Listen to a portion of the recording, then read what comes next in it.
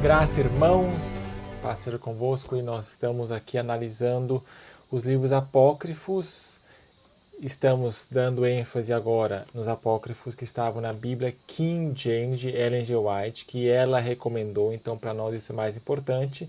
E paralelamente eu também estou analisando um outro apócrifo que se chama o livro de Yasher, também chamado de livro de Yazar, aqui em português. Estou lendo em inglês o completo, também tem em PDF em português.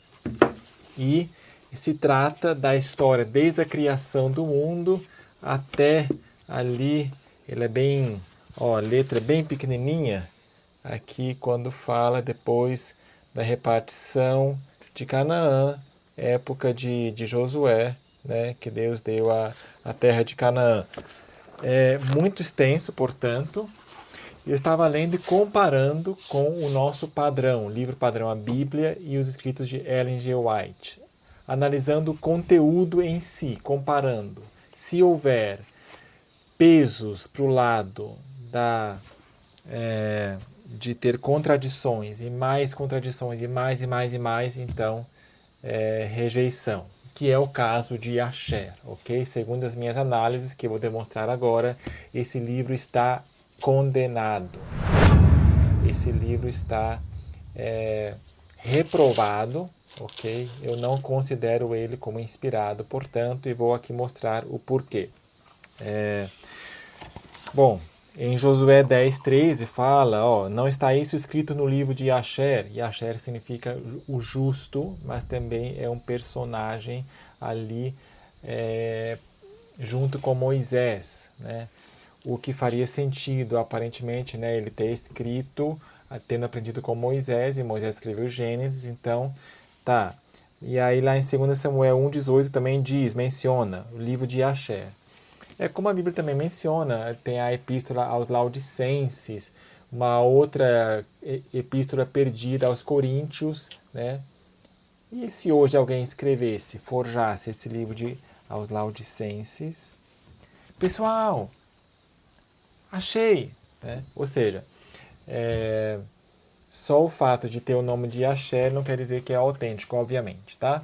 Então nós vamos agora passar para a análise do conteúdo. Em primeiro lugar, coisas positivas, que aparentemente, não, então acho que é sim, inspirado. Por quê? Porque menciona a amalgamação entre homens e animais. Então Ellen White menciona isso, mas a Bíblia não. Então, então isso é especial. A Torre de Babel, em parte foi destruída por fogo. Também a Bíblia não menciona isso, mas Ellen White sim. E também as pessoas, por ocasião do dilúvio, tentando entrar na arca de Noé, e os animais derrubando essas pessoas. Tá? Ellen White menciona isso, mas a Bíblia não. Aliás, vamos fazer uma oração, esqueci de orar, pedindo a iluminação divina. Santo Deus, amorável Pai, ilumina nossa mente agora para discriminarmos e termos o discernimento celestial, por favor. Nós queremos aceitar aquilo que tem luz, mas também rejeitar aquilo que é perigoso e fraudulento e falso. Conduz a nossa mente em nome de Jesus. Amém. Vocês sabem que Ellen White rejeita também os apócrifos do Novo Testamento, ou pelo menos aquele que fala sobre a infância de Jesus, tendo feito milagres, que isso não pode ser. Temos que tomar muito cuidado analisando qualquer apócrifo que não esteja na Bíblia King James, né? Para que nós tenhamos aqui a segurança, tá? Esse livro de Yasher, olha só essa imagem aqui, comparando com outros livros apócrifos, o livro de Enoque, Jubileus, esse novo livro de Yasher, o segundo Enoque, terceiro Enoque, e um tal de livro de Adão e Eva. Primeira pergunta, foi encontrado nos manuscritos do Mar Morto? Livro de Enoque, sim. Livro dos Jubileus, também. Esse Yasher novo, não. Segundo Enoque, não. Terceiro Enoque, não. E livro de Adão e Eva, não. Então isso é um peso, sim. Por quê? Porque os manuscritos do Mar Morto, Qumran, são os essênios, um agrupamento de judeus conservadores, que prezavam, sacerdotes que não queriam mais ser sacerdotes porque não concordavam, então eles eram judeus sérios que então não tinham certos escritos por rejeitarem ou nem conhecerem, mas aqueles que estavam sim lá, então esse é um ponto a mais para eles. Depois do tempo de Samuel, mas antes do ano 1500 depois de Cristo, foi citado? Sim, sim. Livro de Asher, não. Segundo Enoque, não, não. E livro de Adão e Eva, sim.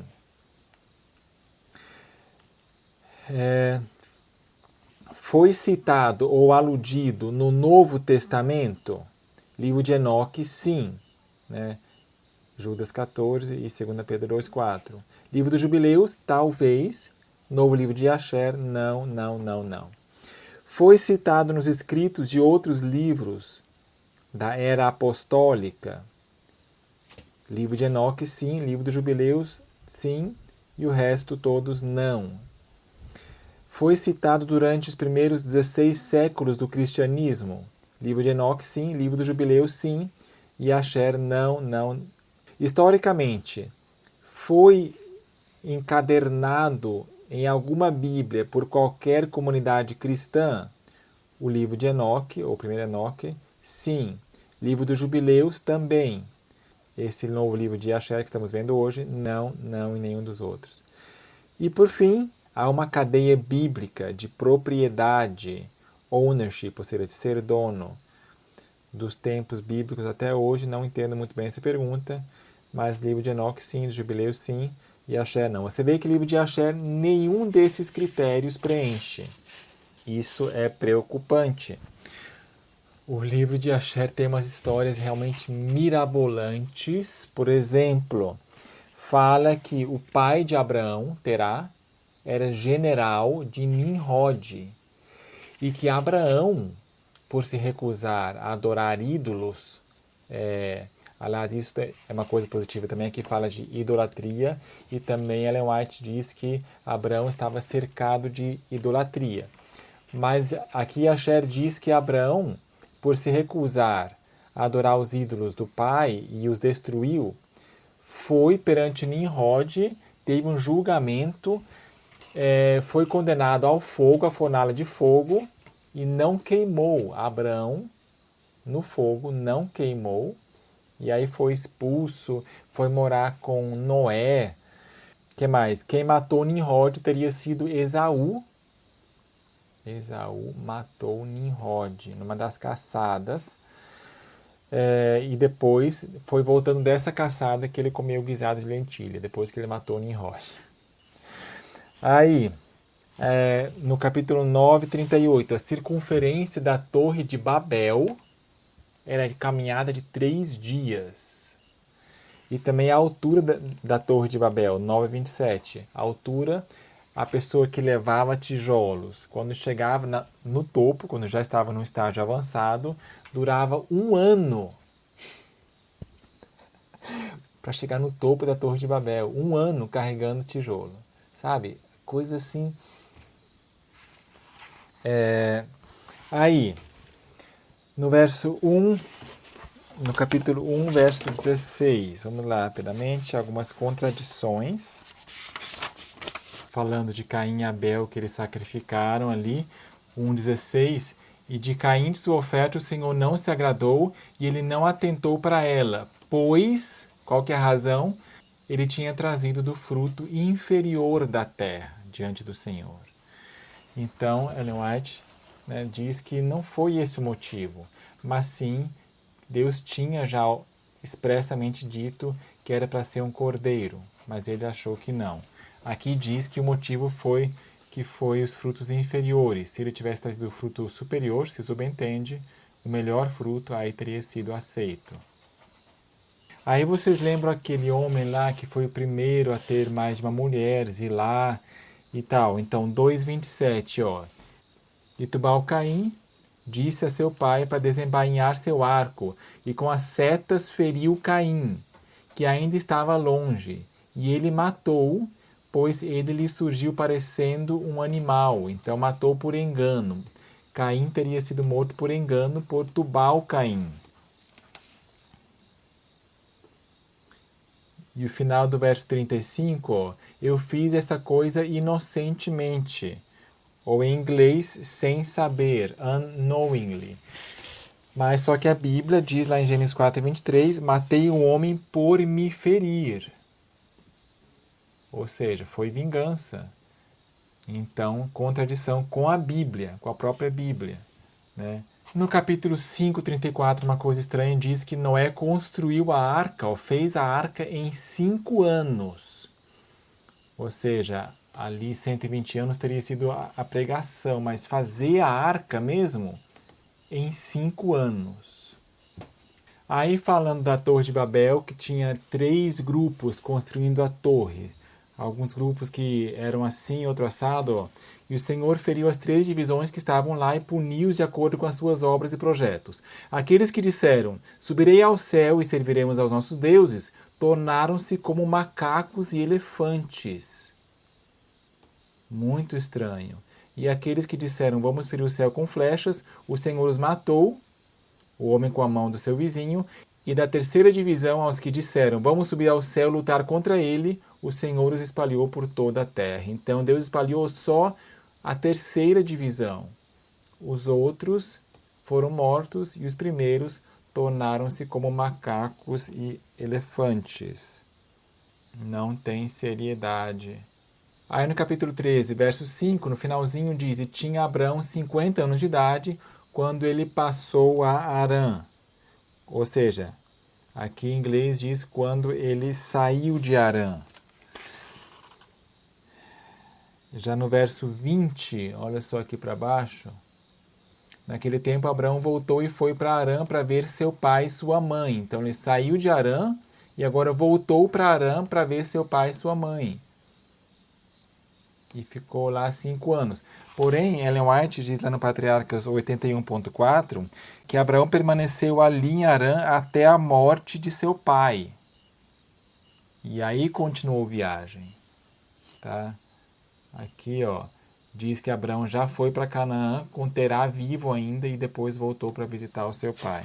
Contradição.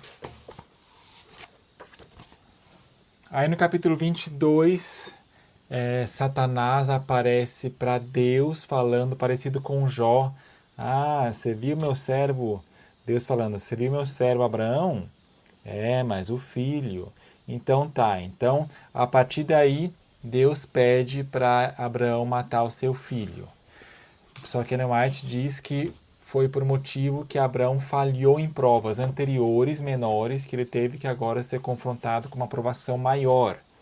Mas foi a sua falha de caráter. E outra coisa, aqui na idade, diz que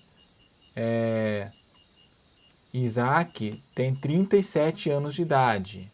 Capítulo 22, 53. Só que Patriarcas e Profetas diz que tinha 20 anos de idade, por ocasião que Deus pediu que Abraão sacrificasse seu filho. Aí depois que Deus falou para Abraão, toma teu filho, teu único filho, e oferece-o ali em Moriá, 23, verso 2, aí diz que Abraão entrou na tenda e sentou-se perante Sara, sua mulher, e falou essas palavras para ela. Não, ele não falou. Ele lutou com Deus, foi lá orar à noite, e de madrugada, antes de Sara acordar, ele foi lá buscar seu filho Isaac e foram, sem ter falado para Sara. Olha só aqui o texto. Aí lá no verso 51, aqui em Asher, nesse novo Asher, diz que quando eles estavam andando, ele só, quando o filho perguntou, vejo aqui o fogo e a madeira, onde está o cordeiro para o holocausto? Aí diz que Abraão contou para ele, o Senhor te escolheu a ti, meu filho, para seres uma oferta perfeita. Né? Porém, não, a Bíblia diz que Abraão respondeu, o Senhor proverá, e Ellen White diz que ele não teve coragem de falar. Aqui você vê o texto na tela. Aí no 23:86, um episódio muito bizarro, quando Abraão está lá com Isaac indo para Moriá, Satanás aparece para Sara, falando, olha, eu vi, e ele morreu realmente. Aí ela chora, chora, chora. E aí depois Satanás aparece de novo para Sara dizendo, afinal de contas não morreu, eles estão voltando. Aí Sara fica tão feliz que morre de felicidade, sabe? Olha só, 23:86. E Satanás veio a Sara na forma de um homem velho. E ele veio e ficou diante dela e disse-lhe, eu falei falsamente a ti, isso aqui já é a segunda vez que aparece, pois Abraão não matou seu filho, e ele não está morto. Quando ouviu esta palavra, a sua alegria foi tanta por conta de seu filho, que a sua alma saiu dela através da alegria, e ela morreu e foi reunida aos seus.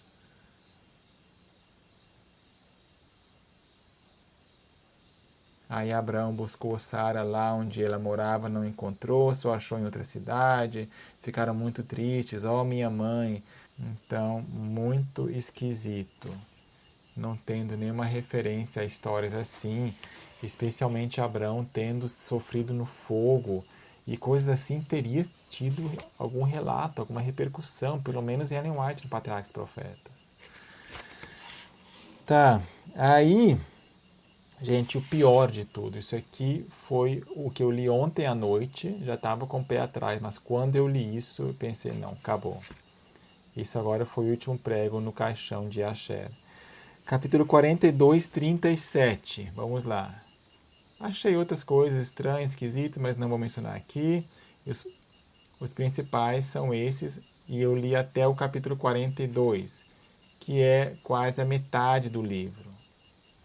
Quando José foi preso, vendido para ismaelitas, aqui diz que os ismaelitas tiraram ele da cova, e aí passaram pelos irmãos, e os irmãos pararam ele, peraí, vocês estão roubando.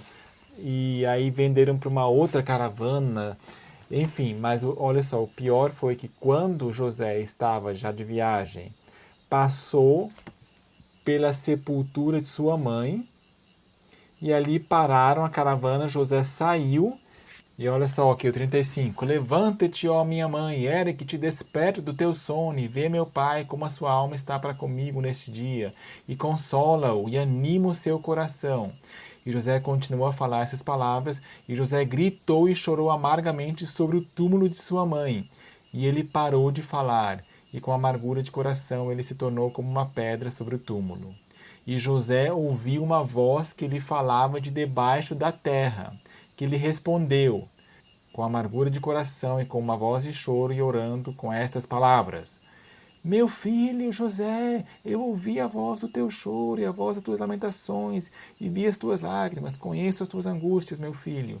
Isso te entristece, porque teu pesar grande e abundante é adicionado à minha dor. Agora, pois, meu filho, espera no Senhor e aguarda por ele, não tenhas medo. Enfim, levanta-te, desce para o Egito. E quando José ouviu isso, ficou muito espantado. E aí vieram os homens e ficaram bravos e tal. Mas você concorda comigo que isso foi demais, né? Uma coisa pode ser que eles criam que, né, que eles não tinham ainda certeza sobre a ressurreição. Outra coisa é afirmar, né, de que realmente ele chamou pela sua mãe e respondeu. Nós temos um episódio parecido, ou que talvez suscite lembranças, que é o caso de Saul ter chamado, mas ali, em primeiro lugar, foi por uma bruxa, uma feiticeira, uma necromante. Em segundo lugar, ali Saul já tinha pecado contra o Espírito Santo, já tinha sido endemoniado. E agora José, jovem inocente, chorando a sua mãe, você acha que Deus iria permitir que o diabo, tá? Digamos que é o diabo, porque a gente sabe que os mortos não falam, mas aqui diz que foi Sara, né? Bom, na outra história também diz que foi Samuel, mas a gente sabe que foi um diabo. Mas você acha que Deus permitiria que o diabo consolasse a José, né? José orando pela sua mãe? Então, realmente, isso aí foi longe demais e foi o último prego no caixão do livro de Asher. Aliás, aqui essa capa, inclusive, eles estão vendendo aos ismaelitas, filhos de Abraão também, de Ismael, estão vendendo a José para os outros, aqui ismaelitas mais morenos, enfim. E foi até curioso que nesse episódio é que eu parei de ler, quase na metade, e rejeito, portanto, Yasher, tá bom? Daniel, então como explicar de que Yasher em alguns lugares acertou, né? Falou verdades que não estão na Bíblia. Ellen G. White disse, por exemplo, a amalgamação, a torre em parte destruída por relâmpago e pessoas tentando entrar na arca de Noé e animais os derrubando. Como explicar que Yasher acertou nisso? De onde pegou a informação? Será que é parte inspirado, parte não? Olha, a meu ver, pode ser explicado com a tradição oral. Isso aí são informações marcantes, né, do que aconteceu com a Torre de Babel, afinal de contas, o desespero de pessoas entrando na arca ou não, querendo entrar, e também a amalgamação veio por tradição oral de pai para filho, tá? E sendo preservada em outros escritos não inspirados, mas como informação histórica, né? E tendo então entrado aí. E rejeito, portanto, Yasher e não vou continuar lendo. Vou me concentrar agora nos apócrifos que estão na King James, que é mais seguro, né? A Bíblia King James nós já temos como a palavra de Deus padrão, textos receptos, e tendo os apócrifos estado na King James por 200 anos, dá uma segurança a mais, tá? As outras questões de ter sido achado em Qumran e tudo ajuda, mas sempre é importante nós avaliarmos o conteúdo e ver se está em conformidade ou não com os escritos inspirados. E nós temos o privilégio de ter os escritos de Ellen G. White, a profetisa verdadeira, que lança luz e nos ajuda como uma peneira, né, a peneirar e selecionar. Nós precisamos ter sabedoria para isso. Amém? Vamos fazer uma oração final. Santo Deus, obrigado porque Tu nos conduzes em nossos estudos. Dá-nos sempre discernimento e sabedoria para podermos discriminar aquilo que é palha realmente das joias. E queremos aceitar toda a luz, Senhor, ter mente aberta para os outros apócrifos, avaliar sem preconceito, mas se acharmos coisas, Senhor, ou se não encontrarmos, mas se é falso, por favor, nos mostre, chame a nossa atenção para alguma coisa que possa ser falsificada em todos esses apócrifos. Dá sabedoria e entendimento. Reclamamos a promessa de Tiago 1. Se alguém tem falta de sabedoria, peça a Deus que a todos dá liberalmente e a ninguém o lance em rosto, e ser-lhe-á concedida. Graças, nos apropriamos disso agora, nesse momento, em nome de Jesus. Amém.